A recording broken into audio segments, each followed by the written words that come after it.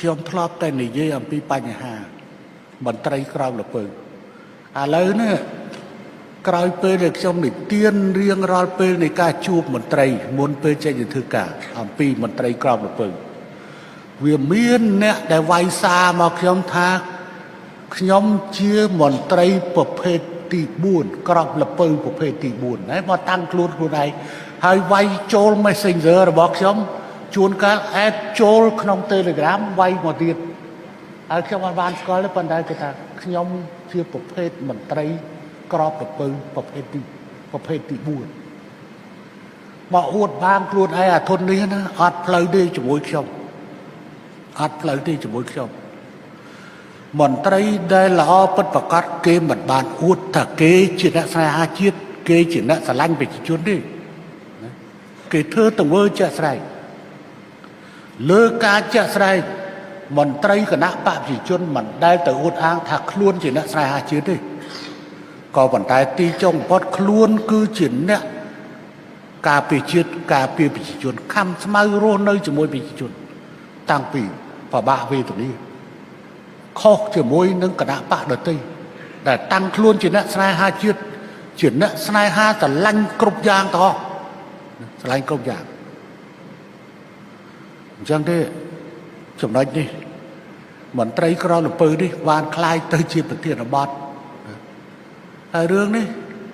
វាជារឿងគេថាកតិលោកទេដែលព្រះរាជាព្រះអង្គចង់ដឹងថាមន្ត្រីរបស់ព្រះអង្គយ៉ាងម៉េចអ្នកទាំងអស់គ្នាធ្លាប់បានដឹងហើយខ្ញុំក៏ได้រំលឹកត្រួសថាព្រះរាជាព្រះអង្គចង់ដឹងថាមន្ត្រីរបស់ព្រះអង្គយ៉ាងម៉េចព្រះអង្គស្ងោក្របល្ពៅរួចហើយយកមកឲ្យពួកមន្ត្រីយកទៅដាំ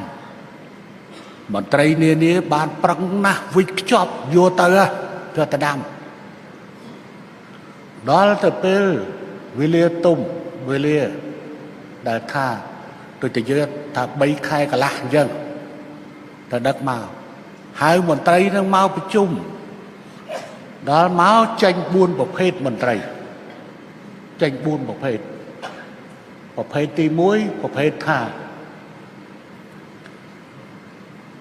ល្ពៅដែលព្រះអង្គប្រទានទៅនេះក្រោមល្ពៅដែលព្រះអង្គប្រទានទៅដាំទៅល្អណាស់ព្រះអង្គទូព្រះបង្គំបានដឹកមកប៉ុន្តែអាអ្នកយាមវាំងវាមិនឲ្យទូបង្គំដឹកល្ពៅផ្លែល្ពៅចូលបានដាក់កំហុសទៅលើអ្នកយាមវាំងទៀតអាប្រភេទទី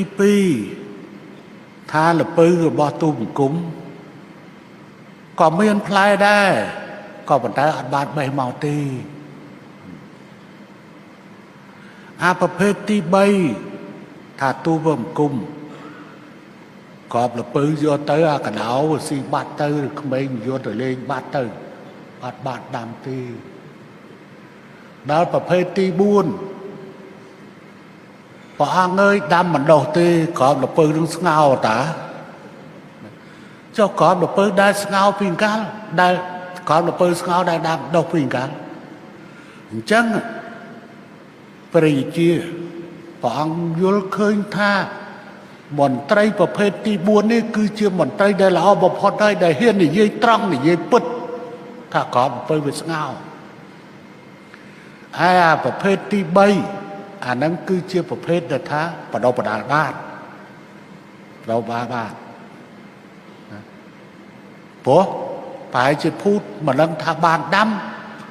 ឬក៏កដោវស៊ីមែនដាក់កំហុសទៅកដោឬក្មេងយកលេង